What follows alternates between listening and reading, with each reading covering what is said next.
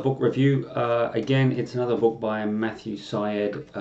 This was, I think it's his first book, called Bounce, and the subtitle is The Myth of Talent and the Power of Practice. It's a topic that I'm really interested in, both as a trader and as a football or soccer coach. Many of you may have read about the idea of the myth of talent before. You may have read about the idea of 10,000 hours in practice, and Syed expands on this, and a lot of references to professional elite athletes and sports people. He himself was a Olympic standard table tennis player, and I want to relate back some of the ideas in the book to trading. I think they give us some really good clues. I've been, quite fortunate the last few years. I've taught a number of former professional sportsmen how to trade, and particularly the scalping techniques that I teach. And they're from different sports. Some of them are more extreme sports. Some of them are more traditional sports. They are, in general, they've done really well. Been very impressed by not only their performance, but the way they go about things, the way they practice, the way they reflect back their feedback from what they're seeing and feeling, and the way they reflect that back to me, the way that they manage to constantly adapt and change. And they themselves, when I was teaching them, were saying to me a lot of my ideas, the philosophies that I have about trading, but also about practice and about the way that we go about things, was very similar to their sporting life and to the things that they learn in sport. And obviously they just, firstly, they didn't know how to adapt that to trading, and secondly, there's a knowledge aspect as well, and that's the first point I'll pick up on. So the book Bounce, I think, is really interesting. A number of things for traders to learn. And so the first topic I'll come to from the book is about knowledge. And the reality is that in sport, the best professional tennis players, golfers, swimmers, doesn't matter what they are, they all have coaches. The idea that you can just jump in a swimming pool, keep swimming, and you'll learn to become an Olympic standard swimmer, is laughable, right? Now, for me, I was fortunate that I started my trading career in an investment bank on investment bank trading floor that had a few hundred traders. I went down to the live floor and trading in the pits. There was thousands of traders, and I worked at a number of banks, and every bank had hundreds of traders. So I had people I could learn from, people with real knowledge, with real skills. And at the same time as well, from a trading perspective, I had people that I could look at who did really badly and learn from their mistakes, and that's just as important. In fact, it's sometimes easier to learn from mistakes. So, I was fortunate at that. Now, for new traders sitting at home, I understand it's really, really difficult. But the fact remains, unless you get the knowledge from someone who knows what they're doing, you're not going to get to an elite standard. And it's important to know that that knowledge is real. If I went and taught someone, swimming, for example, because I've watched a few Olympic athletes swim, I don't know how to do it, right? It's not going to be me. And the same way, a lot of the so-called knowledge out there in trading, using chart patterns and that's just the same as me teaching someone to swim. It's not real knowledge. It's not real trading. So it's important to find someone who can actually explain to you what you do correctly, and to provide the right techniques. From then onwards, you really have to live and learn and practice it. Okay, it's no shortcuts to it. It takes actually quite a long time. And if you've watched a video with my scalping client John, you'll see that it took him 2 years from the moment he came to me and learned to when we can say, yeah, John is a confident trader and a good trader, and it took a long process. You can have the knowledge, you can have the skills. But you have to really feel it, and it takes all those hours of practice. I'm not saying it was 10,000 hours for John, but it was certainly a number of hours to get there. But all of the elite athletes all come from a position initially of having that knowledge as well, and you have to have good trading skills and good knowledge. It's not just about psychology and your mindset. If I had a good psychology and mindset as a golfer, but my swing is rubbish, I am not going to become a professional golfer, no matter how much I will it and want it and desperate for it. If I don't have the right tools in terms of my golf swing, and I don't practice correctly, and I don't know how to adjust it and improve it, I'm never going to become a good golfer.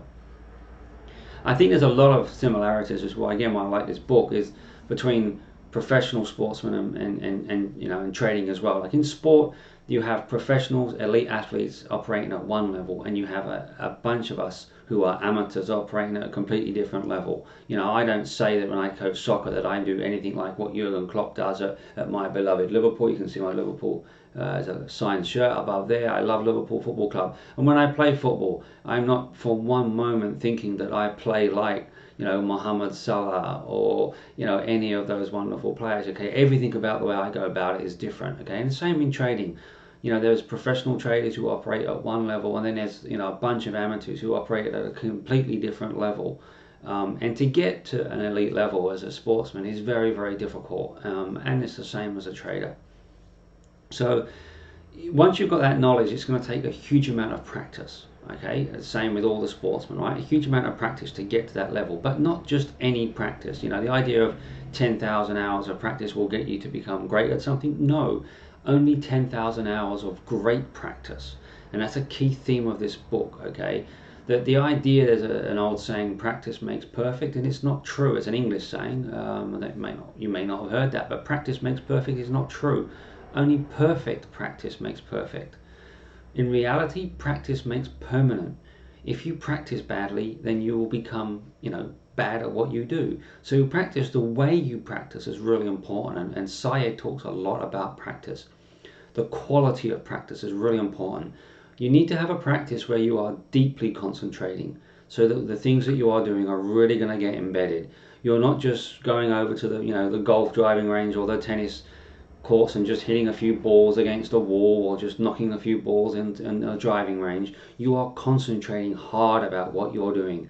If I go over to the golf driving range and just hit 100 balls, and, you know, like a lot of people do, and, you know, not too much concentration, I'm not really going to learn too much. You have to concentrate on every aspect of everything you're doing. In golf, there's obviously a lot of things. It can be your posture, it can be your grip, it can be your aim, it can be a lot of things, right? And you've got to be, you know, concentrating deeply on everything, so that if something goes wrong, you can adjust. You know, similar in tennis and swimming. And so the way you practice, deep concentration is one thing. Also challenging. You know, he mentions in the book, you know, a story of Tiger Woods, you know, dropping balls into a bunker. Now, for most of us, that's what we would do to practice bunker play, right? Drop a ball in a bunker, hit a few balls. How many would we do? Maybe, you know, 10, 15, 20. You know, he will do hundreds. But also, he won't just drop a ball in a bunker. He'll drop a ball in a bunker, he says, and stamp on the ball and tread it, and make it as difficult as it can be. You know, compact it into the sand. What do I need to do? Learn from it. And it's only from challenging ourselves, constantly challenging ourselves, that we get to that high level. So deep concentration with practice, constant challenging with practice. This is how you get to an elite level. Doing things simply won't get you there.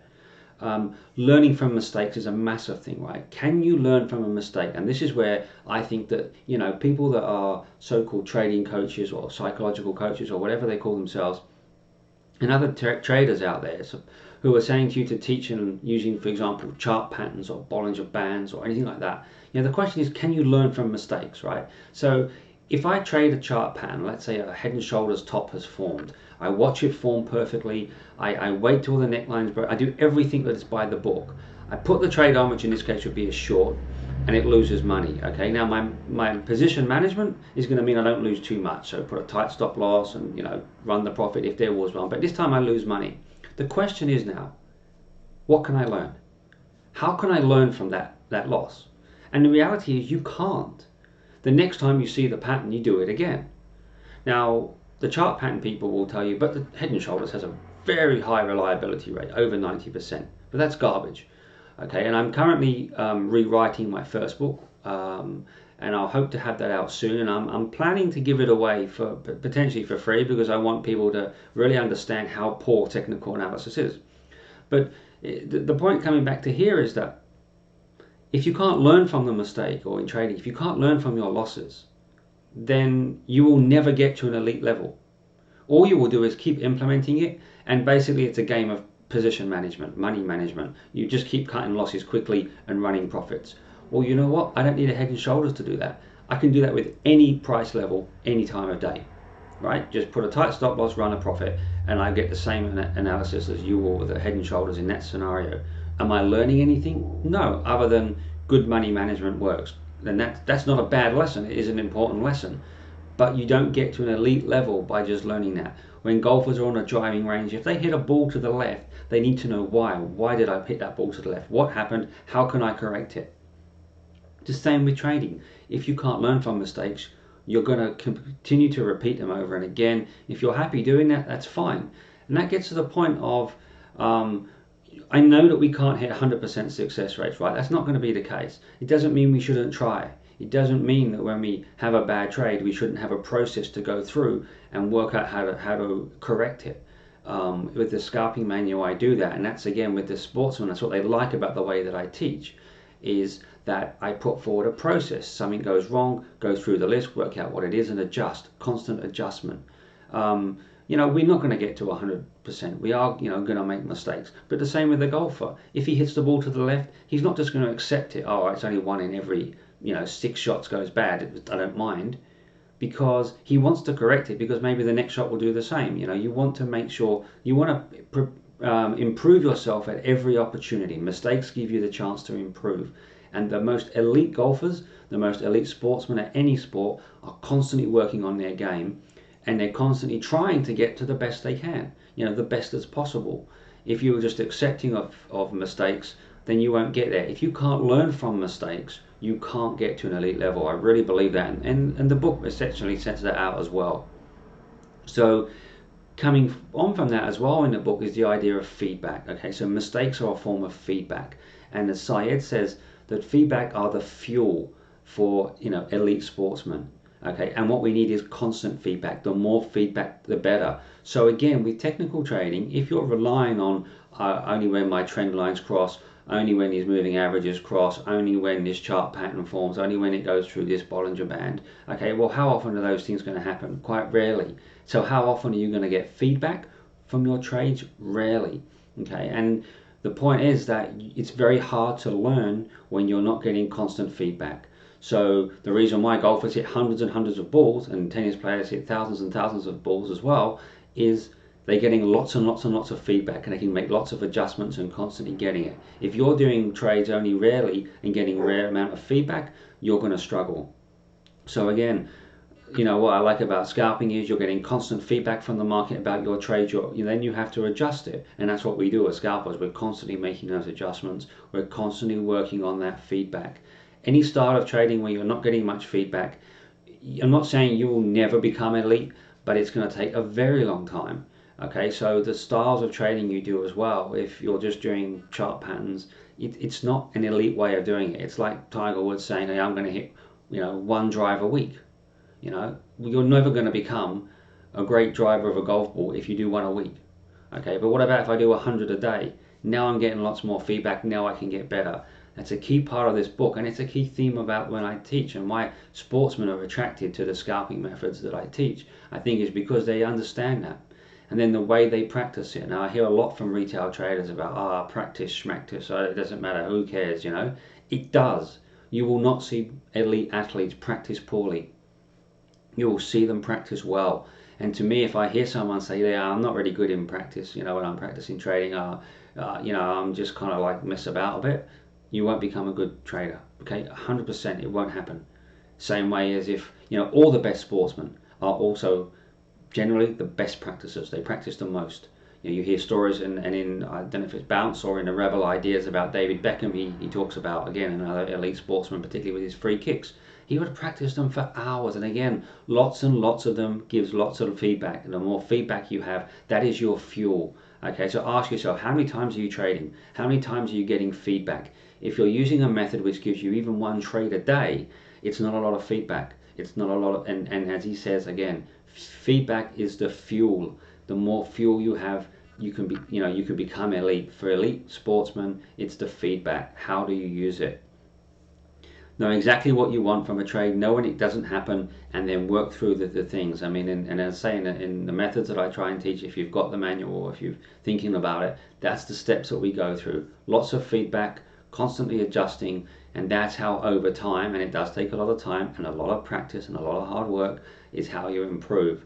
So Bounce, I think, another excellent book for Matthew Syed. Again, it teaches you, particularly the first half of the book, if you read it, you'll learn a lot more about the psychology of practice, and about also the the principles are behind it, behind that.